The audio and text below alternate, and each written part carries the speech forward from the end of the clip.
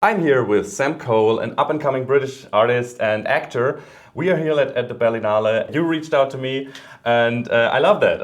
I love how paths cross sometimes. And so my first question is, how has your background in theater prepared you for what it means to be a professional actor? Wow, I think theatre really, it's you're constantly under pressure. You're on stage and it's live, so it's not like you can do a reshoot. You're live in front of a live audience.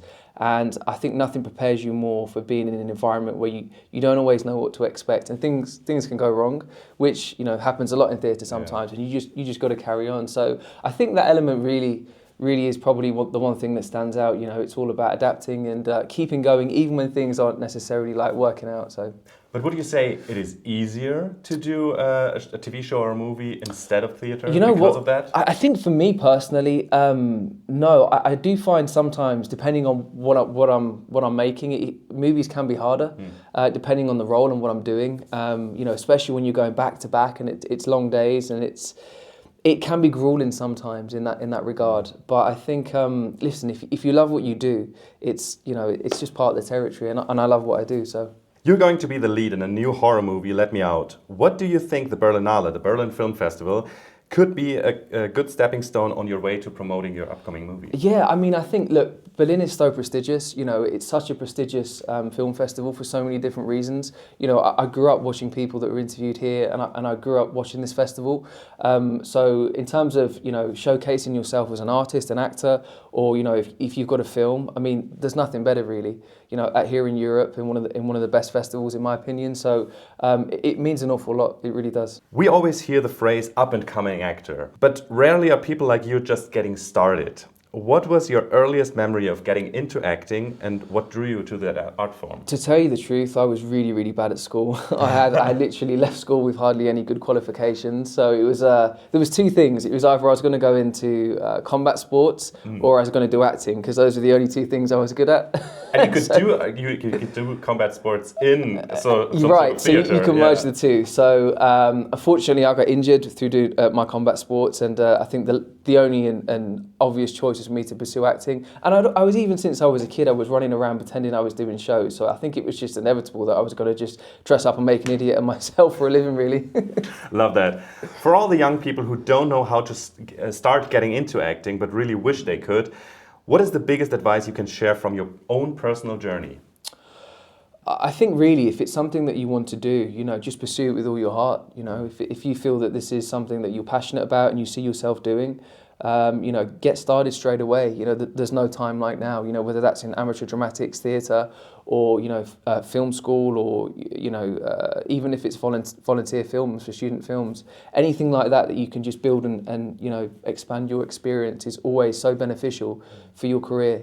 I've learnt so much from doing so many voluntary theatre shows, and I started off doing voluntary films, so many of them. But it's crucial for your development as an actor and as a performer. You're an openly neurodivergent artist. Can you talk about how your own personal experience shaped your approach to performing, and if you'd like, what personal challenges you have to overcome as an actor? Yeah, I think challenge-wise, it's always quite difficult in terms of lines, reading. Sometimes communicating as well can be quite difficult. That's something I've had to get better on over the years. Learning how to communicate better, especially in an industry where we rely so heavily on communication with your director, your talent, your peers. And I think being somebody that's neurodivergent, I think for me it's about proving that it can be done. It doesn't matter what limitations you might have. If you really feel like you want to achieve something and you have a vision, you shouldn't let that restrict you, and I'm a big believer in that. And even though it's not always as easy, if you're somebody that might have a challenge or a disability of some sort, you shouldn't let it restrict you from wanting to achieve something. So I think for me, if I can achieve something great with my career, I can provide a platform for others to say, look, he went and did it, and why can't I? Representation matters. There you go. In every form of way.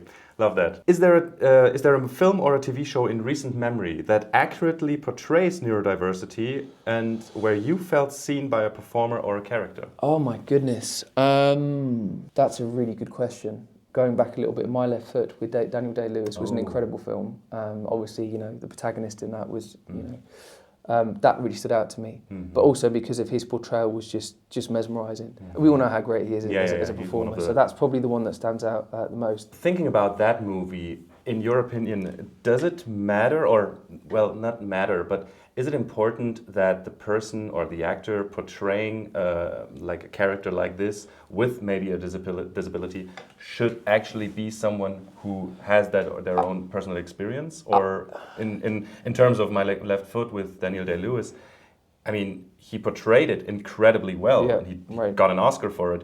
And you're also praising him. So how does that work? I think there's two ways to look at it. I think firstly is, you know, as an actor, your job is to tell a story and to be somebody else. So there's that element there. If you can portray that and you can do it well with conviction and you can make that audience believe what you're doing your job.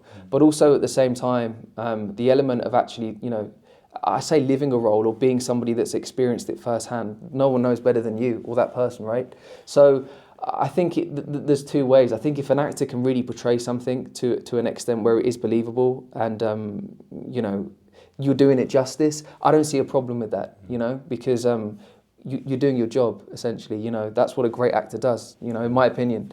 But, you know, if you are somebody that is that and you've embodied that and that's who you are and you can play a role with that, then even better. So I really don't have a problem with actors doing it if they can, but I think both are great. Love to hear that. That's super interesting. It just came to mind. A lot of the greatest actors working today, especially British actors, have a background in theatre. Recently, the Netflix show Adolescence blew up and became a huge sensation all over social media. And I believe it was either Owen Cooper or Stephen Graham who compared the shooting of the show to theatre. Because every episode was one continuous shot and they couldn't like do a reshoot or something like that. What do you think is the essence of a great performance, be it on stage or in front of a camera? I think just, you know, being a versatile performer is really important, you know. Being able to, I know I say embody a role, but really to make it your own, you know. I think that's what all the greats, in my opinion, you know, and all the people that have inspired me, you know, that they make it their own. You know, you take a character or you take a body of work that's been created and you portray it to the best that you can as a director's or writer's direction and vision, but, you know, being able to make it your own and, you know, is really important, I think, for me, is putting your stamp on it as an artist. And in my opinion, all the greats find a way to do that.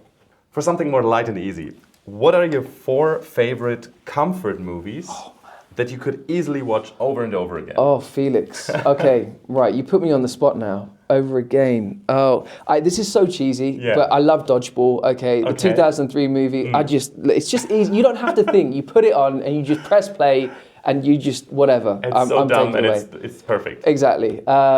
What else? I love a Bond flick. You know. So I love those. Probably Daniel's, you know, Casino Royale is my go-to. Oh my God, such a good movie. What else? Oh goodness. I'm gonna go there. I'll probably say like a scary movie. I mean, you know what I mean? Yes. It's like 2000 rom-com. We're gonna get Scary Movie 6. Is it coming out? It's coming this year. Is it? Yeah. I didn't know. Oh gosh. I think it's July maybe. Yeah. Is it? Yeah. Oh, okay. Well, thanks. I didn't know.